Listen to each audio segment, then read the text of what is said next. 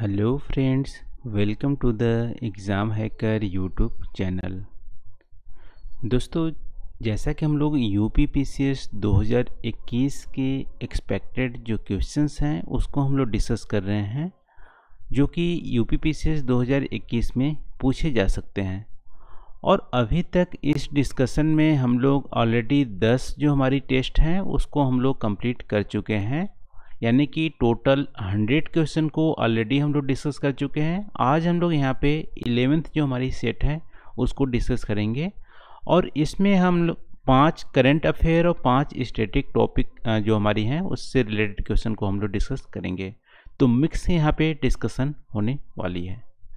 तो चलो दोस्तों, आज का वीडियो स्टार्ट करते हैं। और सबसे पहला प्रश्न है यहाँ पे, वैश्विक आतंकवाद सूचकांक 2020 जो ग्लोबल टेररिज्म इंडेक्स 2020 है वो किसके द्वारा पब्लिश किया जाता है। ठीक है, ये सूचकांक किसके द्वारा प्रकाशित किया जाता है। तो आप ऐसे इसको रिलेट कर सकते हो, टेररिज्म एंड पीस। ठीक है, तो ये हमारी institute of economic and peace जो होती है, ग्लोबल टेररिज्म इंडेक्स ये पब्लिश करता है। ठीक है, तो टेररिज्म और पीस को दोनों एक साथ रिलेट करके इसको आप इस तरह से मेमोराइज आप कर सकते हो। तो इस इंडेक्स में अफगानिस्तान को सबसे ज़्यादा अफेक्टेड आप कंट्रीज बता सकते हो टेररिज्म के हिसाब से, और दूसरी नंबर पे आता है नाइजीरिया, और यहाँ पे इंडिया का नंबर 8वां है 2020 के रैंकिंग में। तो ये रहा दोस्तों आज का पहला प्रश्न। तो यहाँ पे पहला का आंसर हो जाएगा हमारा institute of economic and peace, जो हमारी ग्लोबल टेररिज्म इंडेक्स 2020 रिलीज किया है, और इसमें इंडिया की रैंक 8वां है। सबसे मोस्ट अफेक्टेड जो कंट्री है वो हमारे अफगानिस्तान है। तो आज का दूसरा प्रश्न है यहाँ पे, वैश्विक जलवायु जोखिम सूचकांक कौन जारी करता है। ठीक है, कौन रिलीज करता है ग्लोबल क्लाइमेट रिस्क इंडेक्स। तो अभी क्लाइमेट से रिलेटेड बहुत सारे जो हमारी प्रॉब्लम्स आ रहे हैं, किस कंट्री में सबसे ज़्यादा रिस्क हमारी बढ़ेंगे यदि क्लाइमेट चेंज होगा तो इस रिपोर्ट का मेन मोटो ये है। ठीक है, तो और इसको कौन रिलीज करता है, ये हमारी जो जर्मन वॉच हैं, एक एनजीओ है, वो हमारी रिलीज करती है कि क्लाइमेट चेंज की वजह से ग्लोबली क्या क्या इम्पैक्ट होने वाला है, किस कंट्री में सबसे ज़्यादा अफेक्टेड होंगी। तो इंडिया की बात करते हैं तो ग्लोबल क्लाइमेट रिस्क इंडेक्स में 2021 जो अभी लेटेस्ट की डेटा है उसमें हमारी 7th रैंक है, यानी कि इंडिया 7वां ऐसा देश है जहां पे मोस्ट अफेक्टेड हमारे रिस्क यहाँ पे इन्वॉल्व हैं। आप कमेंट करके बताना कि फर्स्ट सबसे ज़्यादा अफेक्टेड जो क्लाइमेट चेंज से होने वाले कंट्री का नाम क्या है, आप कमेंट करके हमें बताना। ठीक है, तो ग्लोबल क्लाइमेट रिस्क इंडेक्स कौन रिलीज करता है, जर्मन वॉच। तो इसका आंसर हो जाएगा 2 का डी। तीसरा प्रश्न है, भारत में दुनिया की सबसे बड़ी प्रवासी आबादी है। ठीक है, यानी कि इंडिया जो वर्ल्ड का सबसे लार्जेस्ट डायस्पोरा पॉपुलेशन इंडिया की ही है, और ये जो हमारी डायस्पोरा है इंडिया की कितनी है, ये यहाँ पे क्वेश्चन पूछ रहा है। भारत में लगभग कितने प्रवासी हैं जो बाहर रहते हैं भारत के। तो दोस्तों ये हमारी 18 मिलियन। ठीक है, 18 मिलियन 18 मिलियन पॉपुलेशन यहाँ पे इंडिया की जो है वो हमारी बाहर जाके रहती है। वैसे डायस्पोरा की बात करें तो सबसे ज़्यादा डायस्पोरा इंडिया की है वर्ल्ड में। उसके बाद दूसरे नंबर पे 2 कंट्री आते हैं, मैक्सिको और रसिया, दोनों 11 मिलियन होते हैं। तीसरे नंबर पे चाइना है 10 मिलियन, और चौथे नंबर पे सीरिया 8 मिलियन पे। ठीक है, तो पहले नंबर पे यहाँ पे इंडिया 18 मिलियन पॉपुलेशन इंडिया की बाहर रहती है। और इसमें भी आप बात करोगे तो सबसे ज़्यादा कहाँ पे बाहर रहती है, ये हमारी यूएई, यूनाइटेड अरब इमिरात जो हमारी कंट्री है, वहाँ पे इंडिया की सबसे ज़्यादा लार्जेस्ट डायस्पोरा रहती है 3.5 मिलियन पीपल के आसपास। उसके बाद यूएसए के नंबर आता है, फिर हमारी सऊदी अरबिया। तो ये थोड़ा सा फैक्ट आपको ध्यान में रखने हैं। तो वैसे 3 का यहाँ पे आंसर हमारा सी हो जाएगा, 18 मिलियन। चौथा यहाँ पे हेनले द्वारा दुनिया के सबसे शक्तिशाली पासपोर्ट इंडेक्स 2021 प्रकाशित किया गया है। इस सूचकांक में भारत का स्थान क्या है। ठीक है, यहाँ पे आपसे पूछा है कि जो हमारी world most powerful passport index 2021 जो हेनले द्वारा पब्लिश किया गया है, यानी यहाँ पे फैक्ट है कि पब्लिश कौन करता है, हेनले पब्लिश करता है। और इंडिया की रैंक यहाँ पे क्या है, ठीक है।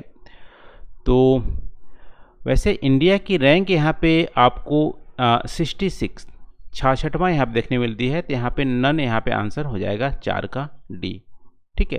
तो 2021 जो लेटेस्ट हमारी रिपोर्ट है उसमें इंडिया का 66वां रैंक है, 66 रैंक है, तो इसका आंसर हमारा जाएगा 4 का डी। 5वां यहाँ पे निम्नलिखित में से कौन भारत में गांधी का पहला सत्याग्रह आंदोलन था, ठीक है। ये हमारी आप बोल सकते हैं पॉलिटी या हिस्ट्री या कल्चर का पार्ट है हमारा। Which of the following was the Gandhi first Satyagraha movement in India. तो इंडिया में गांधी के कितने सत्याग्रह थे, इंडिया में गांधी के 4 सत्याग्रह थे, और चारों सत्याग्रह में सबसे पहला जो सत्याग्रह था वो हमारी चंपारण का सत्याग्रह था, जो इंडिको जो किसान जो थे उसके किसान जो आंदोलन कर रहे थे उसमें पार्टिसिपेट किए थे। चंपारण सत्याग्रह ये हमारी फर्स्ट सत्याग्रह थी गांधी की। अब कब हुई थी, 1917 में, ठीक है, 1917 में चंपारण की सत्याग्रह हुई थी। दूसरी सत्याग्रह जो गांधी की थी वो अहमदाबाद जो मिल सत्याग्रह थी, ये हमारी हुई थी, कब हुई थी, 1918 में, ठीक है, ये हमारी दूसरी सत्याग्रह थी। तीसरी सत्याग्रह खेड़ा हुई थी, यहाँ पे सत्याग्रह 1918 में अगेन यहाँ हुई थी तीसरी सत्याग्रह। और चौथी जो सत्याग्रह थी वो हमारी रॉलेट जो सत्याग्रह थी, एक एक्ट को अगेंस्ट में विरोध किया जा रहा था, वो हमारा 1919 में हुआ था। तो हमारी 4 गांधी द्वारा सत्याग्रह किए गए थे। और सबसे पहला सत्याग्रह हमारा चंपारण हो गया 1917 में। दूसरा हमारा अहमदाबाद मिल सत्याग्रह वो हमारी 1918 में। खेड़ा की सत्याग्रह भी 1918 में हुई थी। रॉलेट की सत्याग्रह 1919 में हुई थी। तो ये हमारी 4 सत्याग्रह हैं गांधी की। तो इसका आंसर हमारा हो जाएगा सिंपली 5 का ए। अब छठा की बात करते हैं। यहाँ पे महायान और हीनयान संप्रदाय किस बौद्ध परिषद में विभाजित हुए थे? ठीक है, यहाँ पे पूछ रहा है कि जो बुद्धिस्ट की जो काउंसिल हो दिया करती थी महायाना और हीनयाना, तो ये सेक्ट जो डिवाइड हुए थे किस बुद्धिस्ट काउंसिल में जो हुए थे, डिवाइड हुए थे। तो दोस्तों यहाँ पे वैसे इसका सिंपली आंसर हमारा 4th हो जाएगा, लेकिन आप डिटेल आप देखोगे तो ये हमारा जो फर्स्ट बुद्धिस्ट जो काउंसिल हुई थी उसमें क्या हुआ था देख लेते हैं। ठीक है, फर्स्ट हमारी जो बुद्धिस्ट काउंसिल हुई थी वो हमारा उसमें हमारे विनय पिटका और जो हमारी एक और थी विनय पिटका और एक और थी वो हमारे वहाँ पे कंपाउज हुए थे। ठीक है, और यहाँ पे विनय पिटका मतलब जो मोनास्टिक का रूल है वो हमारे यहाँ पे कंपोज हुआ था। और इसके जो किंग थे जिसके शासनकाल में हुआ था वो हमारी मगध के किंग थे। कौन सा? अजातशत्रु। और अजातशत्रु हीनयाना जो सेक्ट थे उसके हीनयाना जो डायनेस्टी थी उसके किंग थे। तो ये हमारी राजगृह में जो कि मगध की सबसे फर्स्ट कैपिटल हुआ करती थी, अजातशत्रु के कार्यकाल में फर्स्ट हमारे बुद्धिस्ट काउंसिल हुआ था। और इसमें हमारी 2 सुत का जो हमारी विनय पिटका और ठीक है, और एक और मैं अभी भी सुत पिटका, ठीक है, 2 हमारी जो बुक थी वो यहाँ पे कंपोज्ड हुआ था। ठीक है, और जो हमारी द्वितीय हमारी हुई थी सेकेंड जो बुद्धिस्ट काउंसिल हुआ था वो हमारी वैशाली में हुआ था और वो हमारी काला अशोका के जो कार्यकाल में हुआ था। और इसमें भी द्वितीय जो हमारी काउंसिल हुई थी उसमें 2 भाग में डिवाइड हो गए थे बुद्धिस्ट में। उसमें होती है महासंघ या सर्वास्तिवाद बोलते हैं, और दूसरा हमारी थी वो थेरवाद या स्थिरवाद। ठीक है, स्थिरवाद या थेरवाद वो हमारे सेकेंड बुद्धिस्ट काउंसिल में हुए थे। और ये हमारे किसके काला अशोका उस समय किंग हुआ करता था और वैशाली स्थान पे हुआ था। ठीक है, तृतीय जो हमारी बुद्धिस्ट काउंसिल हुए थे वो हमारी पाटलिपुत्र में हुआ था और वो भी मगध के किंग के शासनकाल में, और अशोक उस समय किंग हुआ करते थे। ठीक है, इसमें तृतीय जो हमारी बुद्धिस्ट काउंसिल हुआ करती थी उसमें तीसरे जो पीटक थे, जो बुद्धिस्ट के 3 पीटक हैं, उसमें दूसरे पीटक का यहाँ पे कंपोजिशन हुआ था जो अभिधम्म पीटक। ठीक है, तो पहले बुद्धिस्ट काउंसिल में 2 हमारी पीठक हुए थे, विनया और हमारे क्या थे दूसरा सुत्त, और तृतीय में हमारी हुए थे अभिधम, और चतुर्थ जो हमारी 4th बुद्धिस्ट काउंसिल हुए थे वो हमारी कश्मीर हुआ था कुंडल वन में, और उसके जो किंग थे वो कनिष्क थे, और यहाँ पे 2 संप्रदाय यहाँ पे डिवाइड हुए थे, महायाना और हीनयाना। ठीक है, तो वैसे इसका आंसर हो जाएगा 6 का डी। तो एक बार और यहाँ पे समराइज करते हैं, बुद्धिस्ट काउंसिल 4 महत्वपूर्ण हुए थे इंडिया में। फर्स्ट में हमारा क्या हुआ था, फर्स्ट में अजातशत्रु के शासनकाल में जो मगध के फर्स्ट किंगडम राजगृह था वहाँ पे हुआ था, और वहाँ पे 2 जो बुक की कंपोजिशन हुई थी, विनय पिटका और सुत्त पिटका। ठीक है, द्वितीय जो बुद्धिस्ट काउंसिल हुआ था वो हमारी काला अशोका के शासनकाल में हुआ था, और वो वैशाली में हुआ था। ठीक है, यहाँ पे 2 पार्ट में सेक्ट में डिवाइड हुए थे, एक थेरवाद या स्थिरवाद वो सेक्ट थे जो बुद्धिज्म में कोई भी चेंजेस नहीं लाना चाहते थे, और सर्वास्तिवाद या महासंघवाद ये परिवर्तन के समर्थन थे बुद्धिस्ट में। ये हमारी सेकेंड काउंसिल में हुई थी। थर्ड में हमारी तीसरी जो पिटका थी उसकी कंपोजिशन हुआ था जो कि अभिधम पिटका था, और ये हमारे हुआ था अशोक के शासनकाल में पाटलिपुत्रा में। चौथा हमारी हुई थी कश्मीर में कुंडलवन में, और यहाँ पे महायाना हीनयान निकल के बाहर आए थे 2 संप्रदाय। तो 6 का हमारा यहाँ पे डी आंसर हो जाएगा 4th। अब 7वां की बात करते हैं यहाँ पे, तो atom theory was propounded by the which philosophy of India. परमाणु सिद्धांत भारत के किस दर्शन द्वारा प्रतिपादित किया गया था। ठीक है, तो यहाँ पे योग में तो हमारी पतंजलि इसके फाउंडर हुआ करते थे, और यहाँ पे योग मार्ग बताया गया था दर्शन में। और न्याय फिलॉसफी ये हमारे गौतम ऋषि के द्वारा प्रोपाउंड किया गया था न्याय फिलॉसफी। इसमें न्याय फिलॉसफी में जो वैलिड नॉलेज है उसकी बात की गई थी। ठीक है, यहाँ पे तो ये हमारी परसेप्शन लॉजिक जो हमारी पुरुष प्रकृति है इस सब की बातें की गई थी, परसेप्शन लॉजिक की बातें की गई थी। और जो संख्या फिलॉसफी है, संख्या फिलॉसफी जो कि कपिलक द्वारा दिया गया था, और ये हमारी जो संख्या फिलॉसफी थी वो कपिलक द्वारा दिया गया था, और इसमें पुरुष और प्रकृति की बात की गई थी। पैसिस का जो फिलॉसफी था उसमें एटॉमिक थ्योरी की बात की गई थी, जिसमें कि 5 तत्वों से हमारा पूरा शरीर बना हुआ है, अर्थ, स्काई और हमारे फायर, एयर और ईथर। ठीक है, तो 5 तत्वों से बना हुआ है। ये हमारी बेसिस्का की एटॉमिक थ्योरी बोलती है।